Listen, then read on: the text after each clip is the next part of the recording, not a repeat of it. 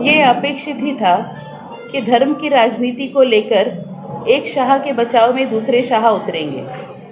इसका कारण ये है, अगर आप देखेंगे तो इस राज्य में भारतीय जनता पार्टी की ओर से इनका प्रमुख एजेंडा जो है, या एक ही एजेंडा जो इनका है, वो है धार्मिक विषय। धर्म की राजनीति करके ये लोगों को उकसाना चाहते हैं, लोगों को भावनिक करना चाहते हैं और उनसे मत लेना चाहते हैं। विकास के मुद्दे पे इनके पास बोलने जैसा कुछ नहीं होने के कारण घाटकोपर में अगर आप देखेंगे तो कल जो इनकी सभा यहाँ पर हुई है, इस सभा के दौरान इन्होंने धार्मिक मुद्दों को वहाँ पे लोगों के सामने रखने का काम किया, लोगों को ये बताने का काम किया कि किस तरह से हम इस देश में अगर सुरक्षित होना चाहते हैं तो धर्म के नाम से हमको एकत्रित होना पड़ेगा, हिंदुत्व के मुद्दे को लेकर हमको एकत्रित होगा। इसके अलावा इनका कोई एजेंडा नहीं है। एक लोक प्रतिनिधि जो चुनकर आता है, या जो एक विधायक होता है, या सांसद होता है, या नगर सेवक होता है, इनके काम के माध्यम से, इनके कार्य के माध्यम से इनकी पहचान होनी चाहिए। लेकिन दुर्भाग्य की बात है कि इस घाटकोपर के आमदार जो रह चुके थे, उनकी पहचान उनकी श्रीमंती से है, उनके पैसे से है। और इसलिए मैं समझती हूँ विकास का मुद्दा ये इनके लिए कि कभी महत्वपूर्ण रहा ही नहीं।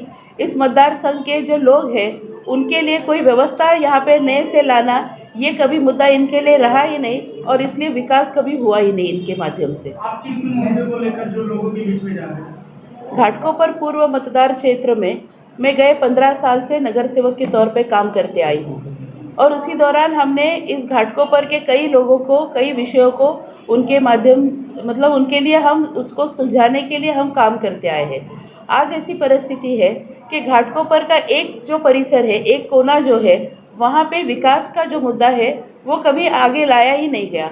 बड़े पैमाने पे अगर आप देखेंगे तो यहाँ पे मुंबई महानगर पालिका के माध्यम से प्रकल्प हुए, और इस प्रकल्प होने के दरमियान अपेक्षित ये था कि जो प्रकल्प बाधित लोग हैं इनका पुनर्वसन भी होना चाहिए था। लेकिन पुनर्वसन जो है वो प्रशासन ने जब किया है तो उस पुनर्वसन का काम जो है वो पूरे तरह गैर जिम्मेदार प्रक्रिया से हुआ।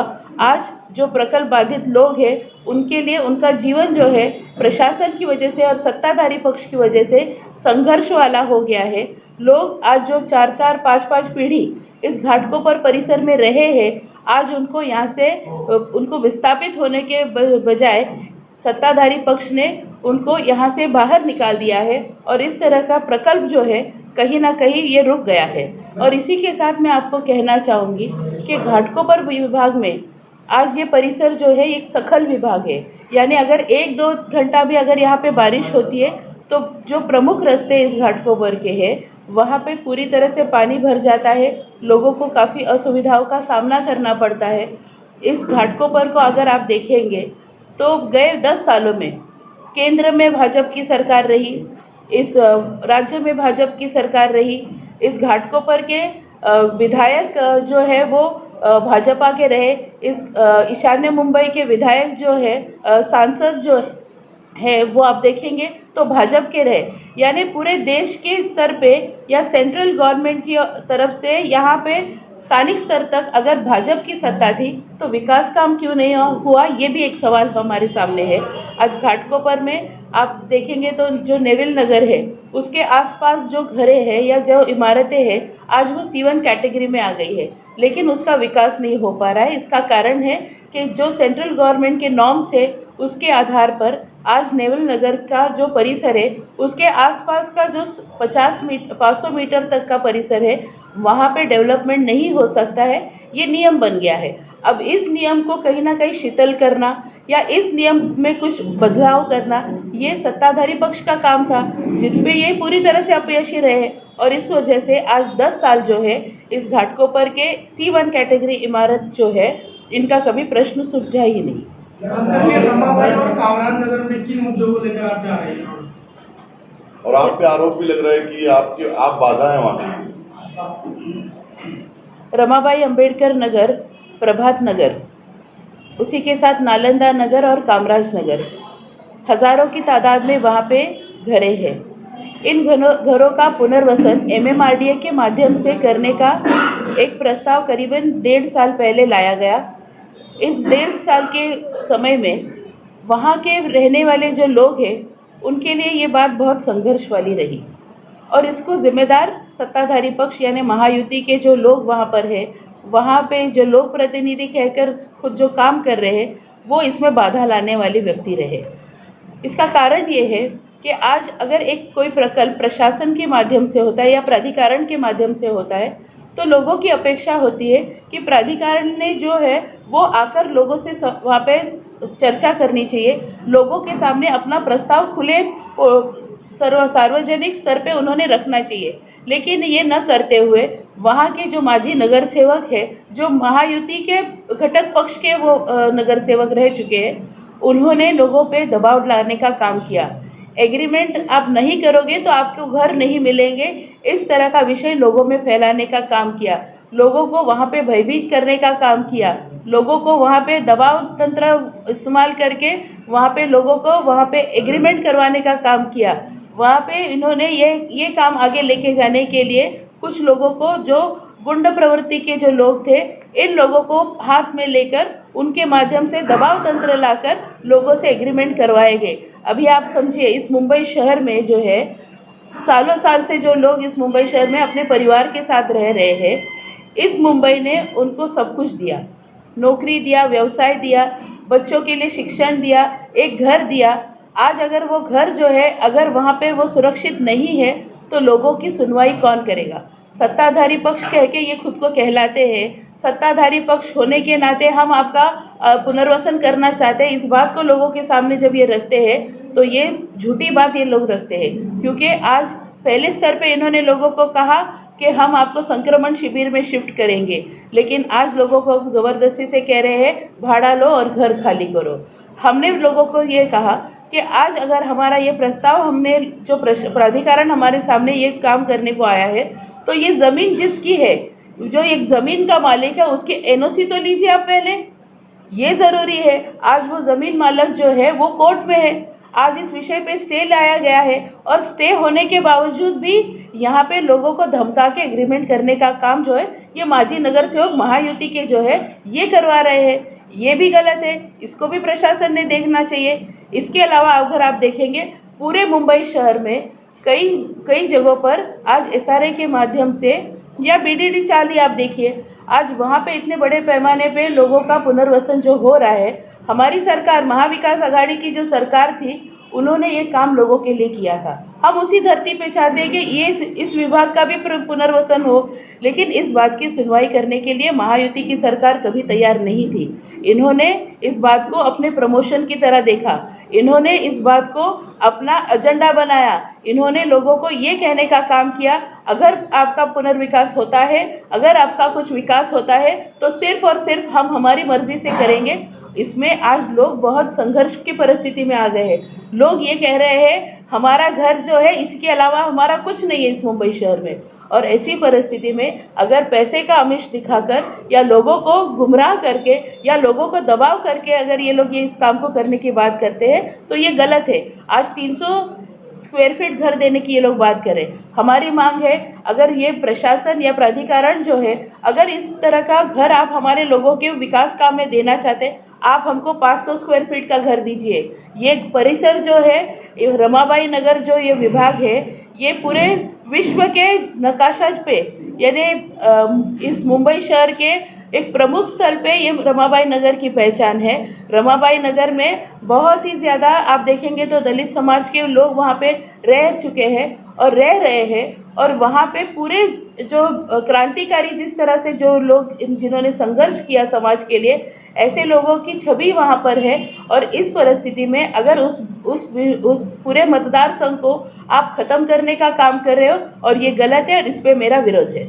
राखी जी, यहाँ पे हम जो बैठे हैं, महाविकास आघाड़ी के प्रतिनिधि के तौर पे हम बैठे हैं। आज यहाँ पर मेरे साथ मेरे भाई जो इस ईशान्य मुंबई के विभाग प्रमुख हैं, सुरेश पाटिल जी, ये 2 बार नगर सेवक रह चुके हैं। यहाँ पे हमारे जिला अध्यक्ष जो है हमारे राष्ट्रवादी कांग्रेस पार्टी शरद चंद्र पवार पक्ष के, ये 3 बार नगर सेवक रह चुके हैं। मैं खुद 3 बार नगर सेवक रह चुकी हूँ। प्रशासन जो है, यानी मुंबई महानगर पालिका, ये एक इंस्टीट्यूशन ऐसी है जो 100 साल से भी ज़्यादा से इस मुंबई शहर की व्यवस्था बनी है।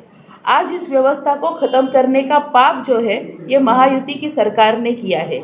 महायुति की सरकार ने 2022 में जो हमारा नगर सेवकों का टेन्योर ख़त्म हुआ, हमारा जो कार्यकाल ख़त्म हुआ, अपेक्षित ये था कि 2022 में मुंबई में चुनाव हो, महानगर पालिका के चुनाव के माध्यम से फिर एक बार वो जो हमारा सभागृह है वो गठित होना चाहिए था। 227 नगर सेवक के माध्यम से इस मुंबई की व्यवस्था की जा रही थी। प्रशासन और नागरिक इनके माध्यम का जो एक कोऑर्डिनेशन का भाग है ये लोक प्रतिनिधि यानी नगर सेवक करने वाला एक व्यक्ति था। आज 3 साल से इस मुंबई शहर को नगर सेवक नहीं है, मुंबई शहर की व्यवस्था नहीं है। इस मुंबई शहर को किस तरह से देखा जा रहा है तो सत्ताधारी पक्ष के आप आमदार हो तो आपको निधि दिया जाएगा, अगर आप सत्ताधारी पक्ष के आमदार नहीं हो आपको निधि नहीं मिलेगा। और सत्ताधारी पक्ष के आमदार आप कहेंगे तो इस घाटकोपर के आमदार सत्ताधारी पक्ष के थे, घाटकोपर वेस्ट के आमदार सत्ताधारी पक्ष के थे, विक्रोली के आमदार हमारे महाविकास आघाड़ी के थे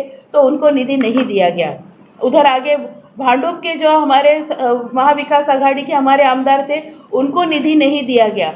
मुलुंड के जो आमदार है वो महायुति के थे, उनको निधि दिया गया। यानी इस तरह का गैर प्रकार जो है इस सत्ताधारी पक्ष ने किया है। मुंबई महानगर पालिका का जो निधि है या मुंबई महानगर पालिका की जो एफडीज़ है, इस एफडीज़ के माध्यम से ये मुंबई सुरक्षित थी।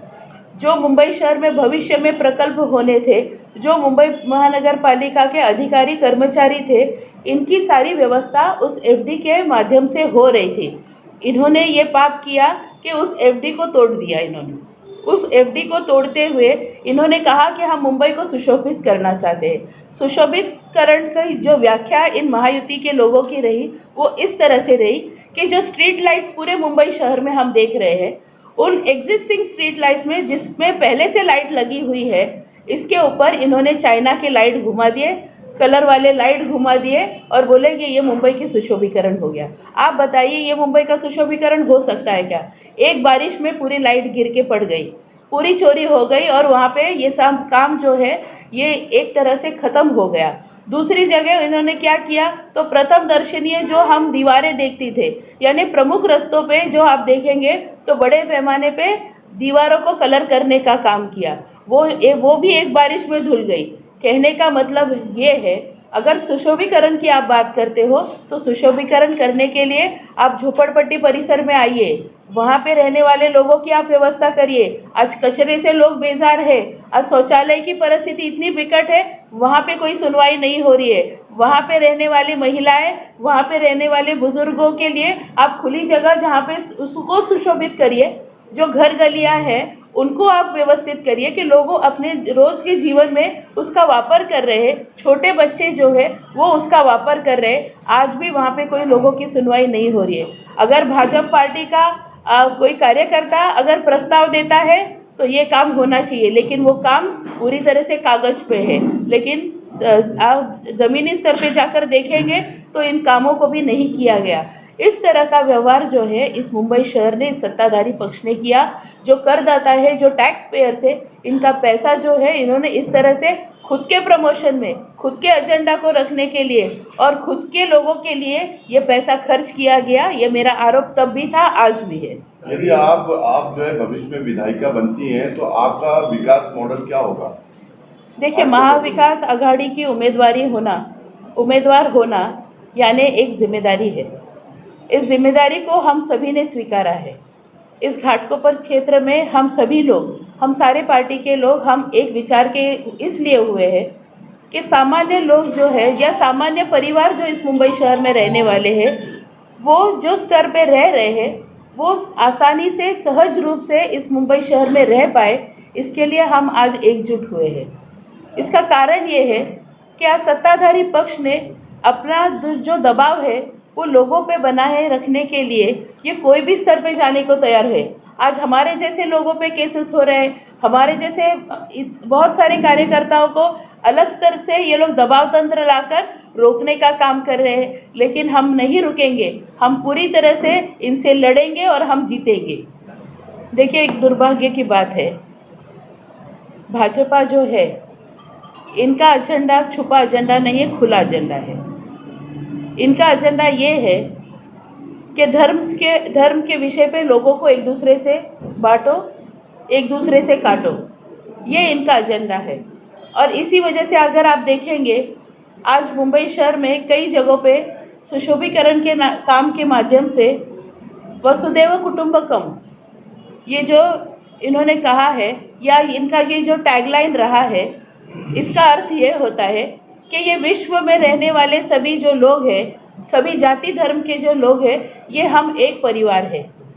मैं फिर एक बार कहूँगी, वसुदैव कुटुंबकम ये जो इनकी टैगलाइन है, इसका अर्थ ये है कि ये विश्व में रहने वाले सभी परिवार जो है, सभी धर्मीय लोग जो है, ये हमारा परिवार है। लेकिन उसी के साथ आज आप देखिए ये क्या कहना चाहते हैं। ये कह रहे हैं बटोगे तो कटोगे। अभी इस पे इन्होंने ही खुलासा करना चाहिए कि कौन बटेंगे तो कौन कटेंगे। इस पे खुलासा इन्होंने ही करना चाहिए। धर्म की राजनीति करके आप लोगों को एक दूसरे से तोड़ सकते हो, लेकिन आप विकास नहीं कर सकते। चुनाव का माहौल चल रहा है, चुनाव का माहौल चल रहा है, इसी में प्रलोभन देते हुए फिर से मुख्यमंत्री ने एक बार कहा है कि महिलाओं को 2100 रुपया दिया जाएगा। उस पर क्या? मैं मुख्यमंत्री जी से यही कहूँगी कि ये महिलाएं जो है या बहनें जो है, आपको लोकसभा के चुनाव के पहले क्यों नहीं याद आए?